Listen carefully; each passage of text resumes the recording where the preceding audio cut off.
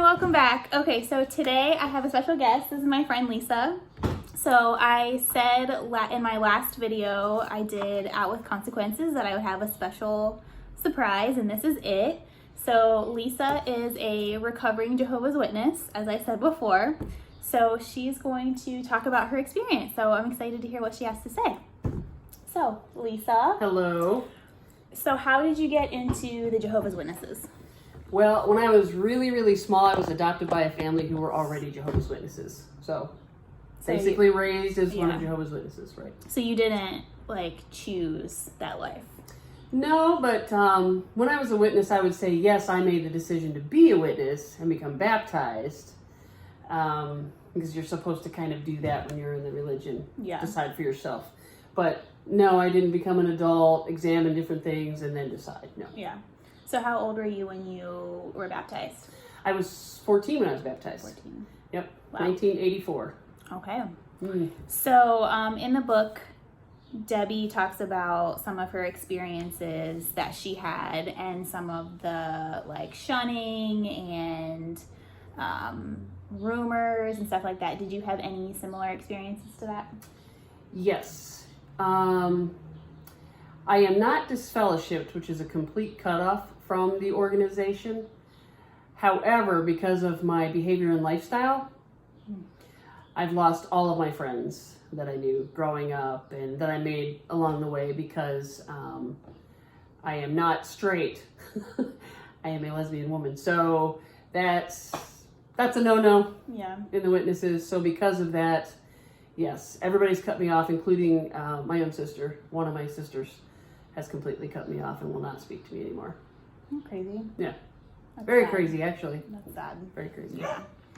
So when did you start to question that maybe that life wasn't for you? Was it the belief system or the fact that you wanted to live your most authentic life and you realized that that maybe wasn't the way to do it? What made you leave?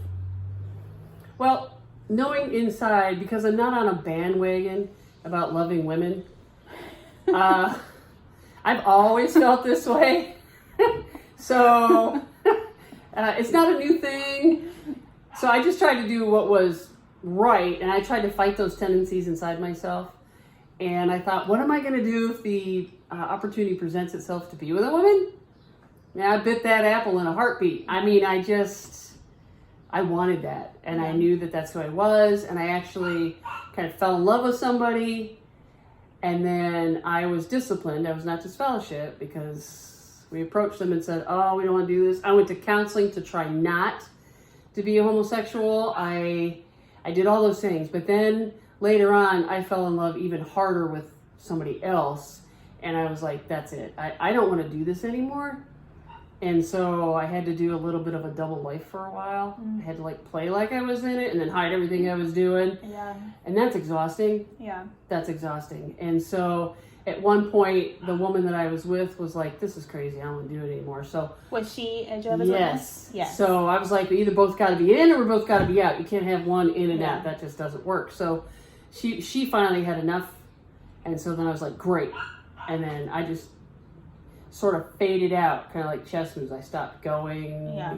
I mean, it's just, you can't walk away and say, I don't want to do this anymore. That doesn't work. They don't let you. No, they do not. So you have to kind of slip away.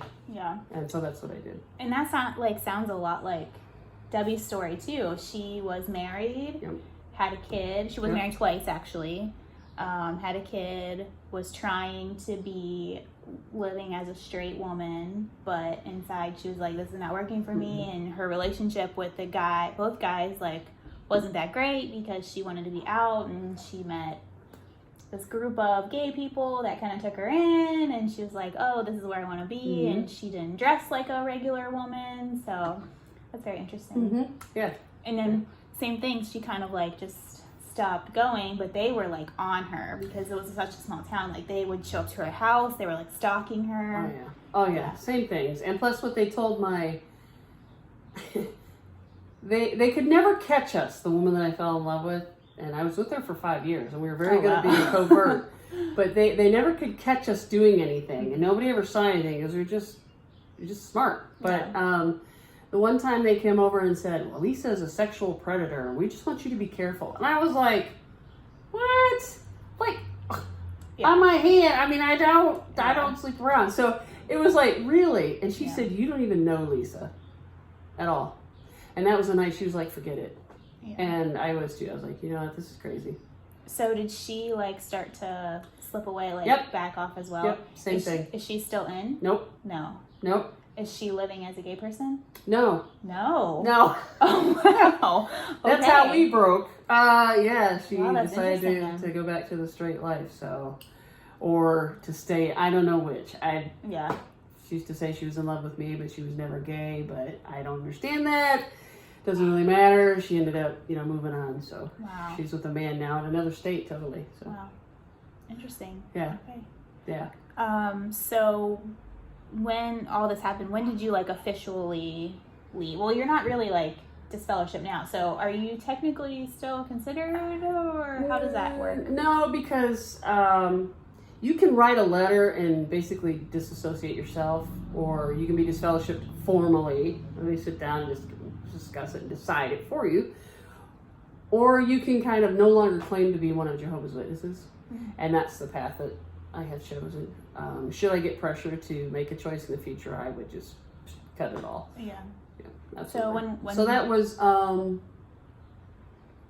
2012 I started slipping away. I didn't come out to anybody. I came out to my daughter first, and that was in 2014. So kind of 2012 I stopped going and doing anything. So like a buffer zone. But then 2014 is when I told my daughter, and I thought, I don't care who knows at this point. Yeah. So kind of in there is when I left. Yeah. So what is it? 6-8 years ago? Yeah. Mm-hmm. Do you still talk to anyone that's Jehovah's Witness? I talk to people that used to be Jehovah's Witnesses that were my friends before. I have a few that have left and moved on to other places, like that woman I was telling you about. We're actually kind of still friends, and a few other people too that have left and have just thought, this is just crazy. Yeah. This is BS. So what is it now? Like, how do you live now? Like, looking back, how do you compare your life? Like, I know we've talked about just like politics and like having the freedom to go vote and things like that. What are the differences? The biggest differences for you? The biggest difference is I get to be my authentic self. What you see, and it's always been what you see is what you get, except people didn't know the gay part. Yeah. But I'm the same person. I'm the same, I feel kind, generous, hospitable, loving, caring, helpful, dependable, hardworking person. You are all those things. Oh, thank you. But I love women. Woman. I love one. My wife's too close. Anyway, so being my authentic self. Sometimes I think I look back, because I'm 50, and I look back and think, geez, I lost all those years. And I could be really upset about that. But there's really no point in that. Yeah. So I'm just really, really happy now, because I am completely me. And that's an incredible feeling. You can't explain to somebody who's never felt that way inside what that's like. To constantly feel like you're against the grain, like something's just not working. Well, your whole world was telling you to be one way. Yes. And I couldn't do it anymore. And I don't feel the need to be controlling of others. I don't feel the need to be judgmental of others. And so it's a freedom that I've never had before. I feel very, very free. And being free is a good feeling. So good. I love it. Awesome. Okay, do you want to add anything? I want to add anything. Just that if you have a witness friend and they don't quite maybe jive with your views or something, it's because it's been so ingrained in our heads, like even political views and things. Or beliefs and doctrines. I mean, now Amy challenges me all the time. Like, I don't want a Watchtower answer, she'll say. I want to know what you think. And I have to stop. Like, what does that mean? Right. And I have to stop and go, I don't know what I think. Yeah. Because I've not really had a chance to think for myself before what I thought about that. So I still feel a little bit like a virgin in certain things, like holidays, politics, world events and happenings. I don't understand them. Right, because Jehovah's Witnesses don't celebrate Christmas, birthdays. Nope. Yeah. No holidays. No holidays. None of those. None of those worldly holidays. Nothing. The only thing we celebrate is the memorial of Jesus Christ's death, and that's it. That's just a commemoration of it, and that is it. So all of those things are new to me. And so I'm the Christmas virgin, and I'm the Valentine's Day virgin, and I'm the Easter virgin. I will say they decorate their house to the nines for Valentine's Day and Super Bowl and yeah, football. Football's a religion, right? Go make it one.